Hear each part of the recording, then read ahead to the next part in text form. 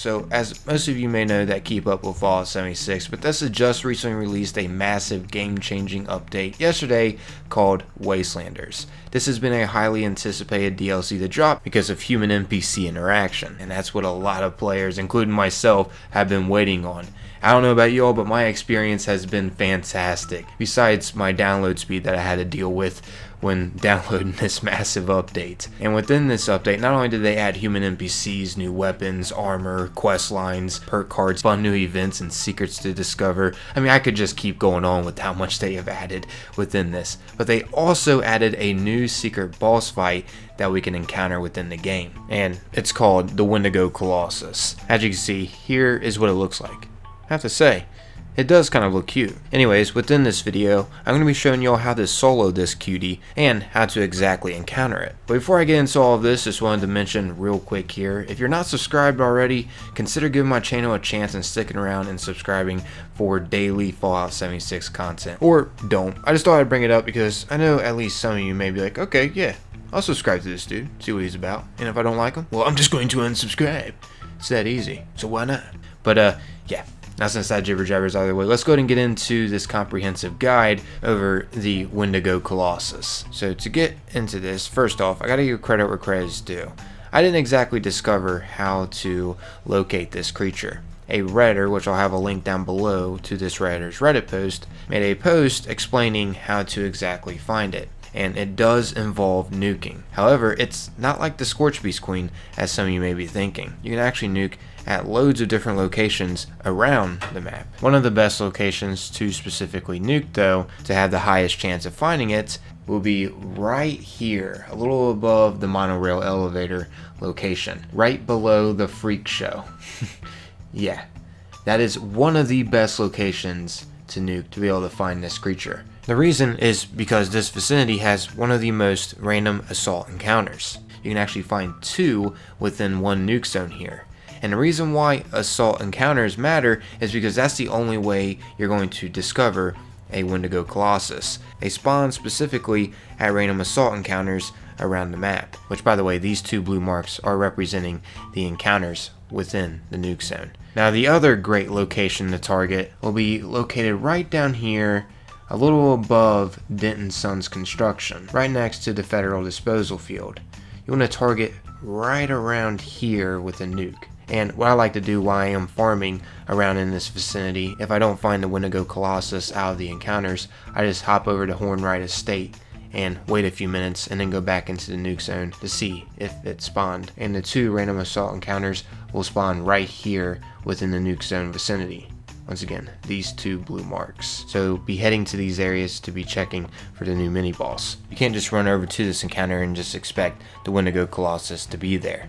It has to be nuked once again. And on that note, you're going to have a 1 in 15 spawn chance for this new mini boss to appear. So what I mean by that is there's going to be 15 total random assault encounters, and one of those is supposed to be the Wendigo Colossus within the nuke zone. Now keep in mind you can farm these random encounters just by simply leaving the area, and then after several minutes just go back into the area, but be sure to take out the enemies that spawn within the random encounter just so you can be sure it refreshes. And by the way, in case you don't know what the random assault encounters are, basically there's just going to be two enemy types battling it out with one another. So for example here, as you can see, there's some super mutants on one side over here, and on the other side there are some scorpions. And they're about ready to battle it out. And I mean, the list goes on of what you can see. You can see some Scorch versus some Liberators. You can see a Yagwai versus some Super Mutants, and Super Mutants versus Glowing Ones, a Mega Sloth versus some Wolves. Like I mentioned, the list goes on and on. Eventually, you will find the Wendigo Colossus. Just depends on your luck, really. You could find it on your first try, or you could find it on like your 30th try, or you may not even find it whatsoever in a nuke zone. But for the most part, you should be able to locate it at least once within the nuke zone, because it lasts for a very long time, and it doesn't take long whatsoever for the enemies to refresh. You can locate it multiple times within the nuke zone, just depends really on how long you're farming here. And by farming, I mean when you get to the random assault encounter, and if you don't see any Wendigos, or of course the Wendigo Colossus, you just simply want to take out all the enemies as quick as possible, and then leave that area and wait a few minutes, and then return back into the nuke zone, and then you'll have a fresh fresh batch of enemies, and those fresh batch of enemies could potentially be the new mini-boss with its Wendigo spawns. Phew, that was a mouthful, but hopefully that gets the gist across and you guys are now able to locate it easier. Now, let's go ahead and get into how you can solo this. First off, let's go ahead and begin to understand it a bit when you're fighting it. There's going to be loads of Wendigo spawns around it, level 75. Honestly, they are great for farming screws. I've been running low on screws and one fight stocked me up. As you can see, I got over 50 from just fighting the Wendigo Colossus once. Honestly, you could get more than this if you just wait around for the Wendigos to keep spawning in. But anyways, getting a little sidetracked here. Yeah, that's what's going to be surrounding this enemy. Also, pay attention to the 3 different heads that are on it. It has a corrosive head, a poisonous head, and a screeching head. These 3 different heads are 3 different attacks that it'll do on you. The screeching makes you run in fear, and to be real with you all, it seems like this creature is most powerful at a distance. If you're up close and personal to it, it doesn't seem as powerful, but it will use this screech attack to send you away, and not to mention it disarms you too. So yeah, keep that in mind.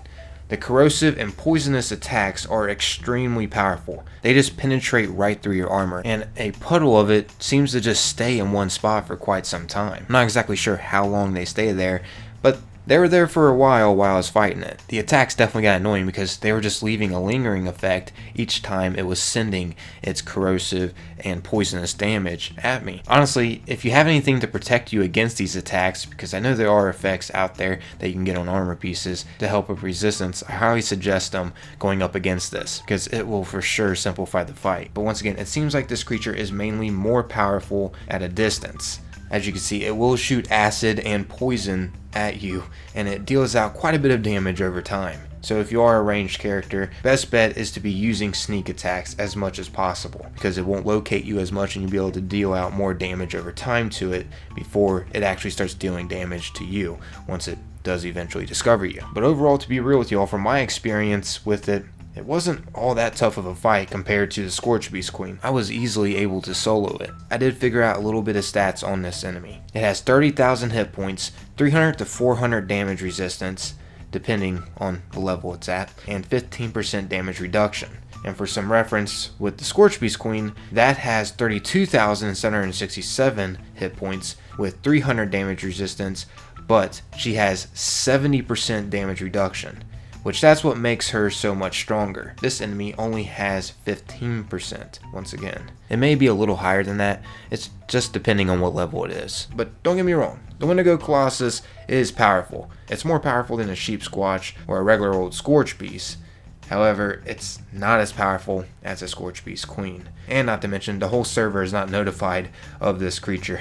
Keep that in mind. It's not an in-game boss event that notifies the whole server, sadly. Don't get me wrong, it's definitely an in-game fight, but it doesn't notify the whole entire server to get every single player coming over here fighting it. It's not that powerful. I wish Bethesda would implement another one of those fights into the game sometime in the future, but hey, I'm not hating. They did add quite a bit. And nonetheless, this is definitely a new interesting creature to take on, especially how we can only encounter it within a nuke zone, so it's definitely rare to see. But hopefully by me making this video, more players will get to experience fighting it. So far I have not seen any videos covering how to spawn this creature and how to take it out either. Also, another bonus tip that actually got me killed. Be sure that your weapon is repaired, because you're going to be unloading a lot if you are a ranged build, that is. As you can see, my weapon broke, and that caused me to die, sadly. And even if you're not a ranged build, it's good to be prepared that your weapon is repaired. And, well, speaking of not being a ranged build, my buddy went up against it with his melee sneak bloody build, and as you can see, he was annihilating it up close and personal. It's like the Colossus is blind to up close and personal attacks. Who knows, it's probably too tall. I'm just kidding. You can clearly see that it's still attacking my buddy here within this footage that he got me. However, it doesn't seem as powerful as its ranged attacks. It's just a really slow kick that the Colossus hits you with when you're up close to it. And, of course, that screech that makes you run away in fear. Now, something else that I wanted to get into over this that I'm sure a lot of you may be curious about, and that is the rewards that you get for taking this thing out. My personal experience from it, I got a god tier weapon. As you can see, I got an anti-armor, 25% faster fire rate, 15% faster reload minigun. Now that is a god tier. I also got a large sum of caps, 150 to be exact, some ammo for the minigun, some plasma grenades, some stim packs, a Wendigo Colossus vocal sack, which breaks down into 2 acid and 2 nuclear material, and it also drops some ballistic fiber scrap, some fiberglass spool, and lastly some loose screws. So yeah, that is basically what it drops. It's guaranteed a legendary, along with some other goodies too. However, it's not always guaranteed a good legendary, because my buddy's experience, he got this. So yeah, it's just all RNG. You're not necessarily guaranteed a god tier weapon. My goodness, he got a freaking 1-star from it. Speaking of tips, I guess to wrap up this video, I'm gonna go ahead and show you my build real quick with the perk cards that I use. I have showed this previously, but I'm just going to be throwing it into this video just so you guys can kind of know what to utilize. You can, of course, swap around things that you don't really agree with within this build. Okay, so to start off, I got level 3 Barbarian. Then over in Perception, I got 13 in that. I got Master Commando, Tank Killer, Commando, Expert Commando, and Concentrated Fire. For the Endurance, I got that at level 5, and I have Ironclad maxed out, which that basically just gives me more damage resistance while I'm not wearing power armor. And just in case you don't know what any of these perk cards do, just simply pause the video and read them. I just want to try to make this quick. I don't want to spend too much time showing every single perk card. But anyways, as you can see, I got my Charisma at level 4. I got 1 in Strange in Numbers and 3 into Tenderizer. As for my Intelligence, I got that at level 3, and I am rocking Nerd Rage maxed out. Now my Agility has some of the most important perk cards that I use for my build. I rock a Sneak Bloodied Vats build. So as you can see, I got my Agility at level 15. I got 1 into Action Boy. I got 3 in Covert Operative. I got 2 in Mr. Sandman. That is a highly underrated perk card right there. 3 into Sneak, of course. 1 into Escape Artist, of course, and 5 into Adrenaline, which just increases my damage even more. Next up here in my Luck category, I got that level 13, and these are also extremely important perk cards to be utilizing. I got 3 into Bloody Mess, 1 into Grim Reaper Sprint, 3 into Better Criticals, 3 into Serendipity, 2 into Starch Jeans, and 1 into 4-Leaf Clover. Once again, if you don't really like some of the perk cards that I'm using, you can always swap them out and create your own style. But basically, I'm a Bloodied Vat Sneak build, and I use this weapon right here, a Bloodied Fixer. And the perks I got on this is 50 damage resistance while aiming, damage increases as health decreases, which that's the Bloodied effect, and plus 33 VATS hit chance. Also, what automatically comes with the Fixer, the improved stealth and faster sneaking movement speed. This is seriously a god tier weapon if you're rocking a sneak ranged build. I have been seeing comments in the past asking me about my build and the weapon that I use, and well, I decided it'd be a perfect time to add it at the end of this video because this setup will definitely help you solo it. I have made a dedicated video in the past over my bloodied build, which will pop up here soon on the screen. So if you're interested in that, feel free to click on the picture to go to the video.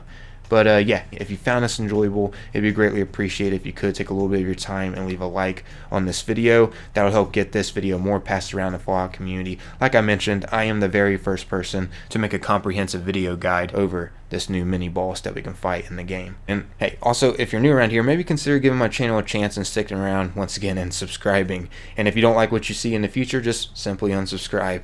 Just going to plug that here at the end. I know I mentioned it in the beginning, but hey, it's not going to hurt to say it at the end too. I'm out of here though, everybody. Thanks for taking the time, watching and listening. Until next time, peace.